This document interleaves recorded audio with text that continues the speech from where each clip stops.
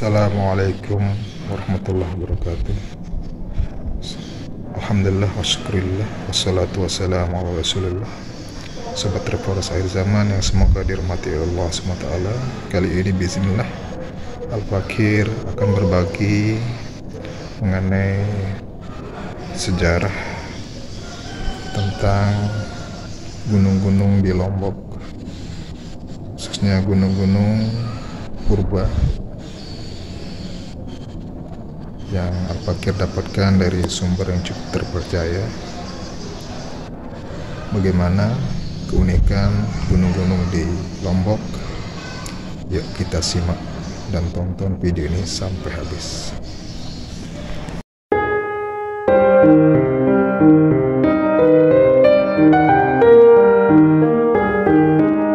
Gunung Tambora meletus pada tahun 1815.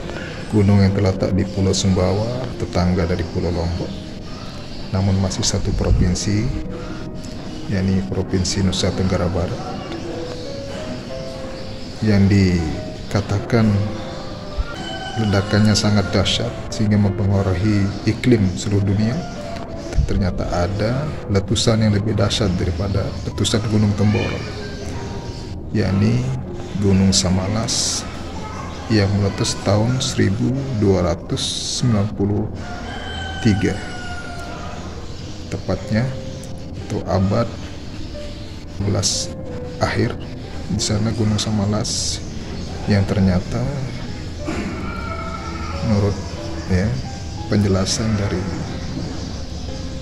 salah seorang sumber saya mengatakan bahwa Gunung Samalas terletak di timur dari Sembalu, di mana ada 4 letusan gunung di Lombok. Yang pertama, gunung yang berada di Pusuk, kemudian meletus gunung di Sembalu, baru yang ketiga meletus Gunung Samalas, dan kemudian Gunung Rinjani. Ternyata pada abad 12 itu, saat sebelum meletusnya Gunung Samalas dari Babat Lombok yang diterjemahkan oleh seorang sejarawan Sasak, sejarawan Lombok, beliau sampaikan bahwa ada kerajaan lama bernama Kerajaan Pamotan yang berada sekitar di antara perbatasan Lombok Tengah dan Lombok Timur, mungkin di Rarang atau Teraru, wallahu alam. Di sanalah kerajaan itu mungkin terletak, dan ketika Gunung Samalas meletus maka kerajaan itu pun runtuh. Nah, ini menjadi menarik bagi Al-Fakir untuk bisa meneliti itu. Insya Allah di lain kesempatan setelah Al-Fakir selesaikan penelitian bagaimana sejarah masuknya Islam ke Lombok, insyaallah kita akan meneliti bagaimana kerajaan Pamotan, Kedatuan Kedaro, dan lain sebagainya. Insyaallah semoga Allah mudahkan penelitian Al-Fakir untuk mendapatkan tentang sejarah-sejarah keislaman di Lombok.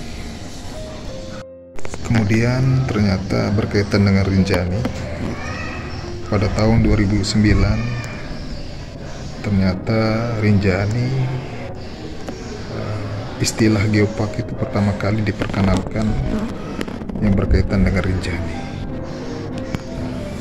Namun karena mungkin kurang atau penilaian apa dari pemerintah pusat, sehingga yang diusulkan kemudian adalah Gunung Batur.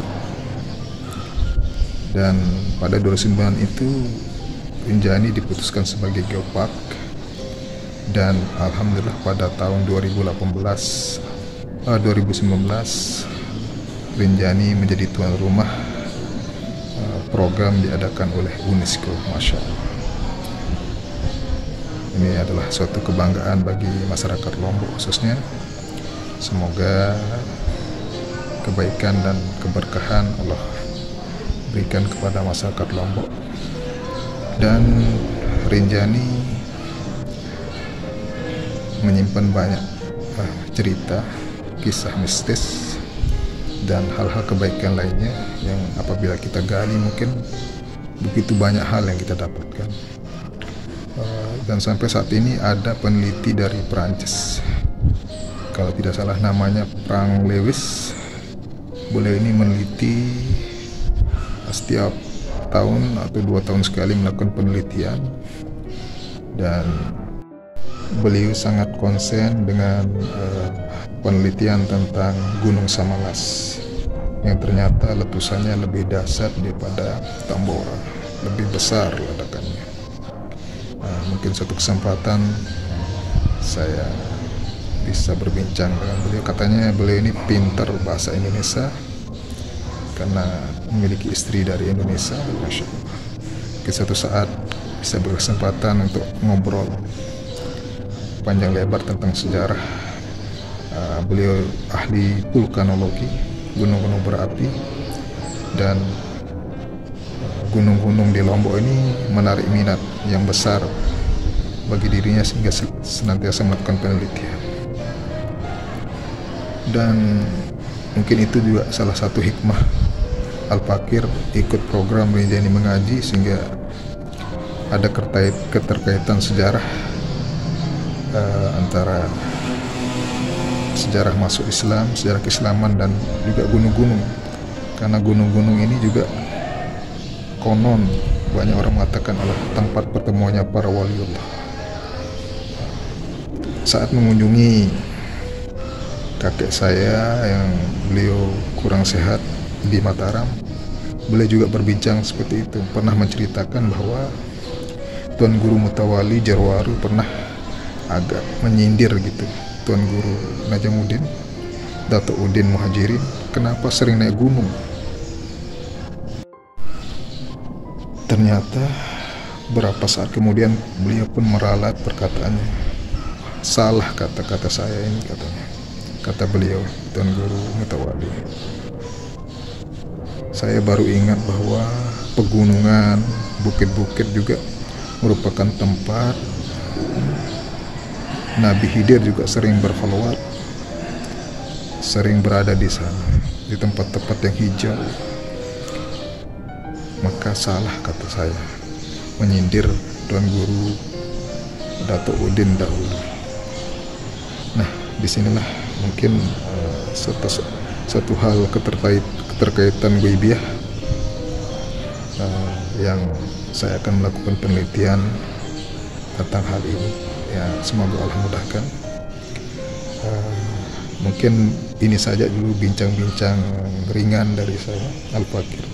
Semoga menambah pengetahuan dan wawasan sobat travelers akhir zaman sekalian. Yang benar datang dari Allah SWT, yang salah keliru adalah kedaipan saya pribadi. Oleh karena itu saya istighfar, astagfirullahaladzim, mohon maaf. Kita insya Allah berjumpa di video-video selanjutnya. Saya Al-Fakir Travel Zaman mengucapkan wassalamualaikum warahmatullahi wabarakatuh.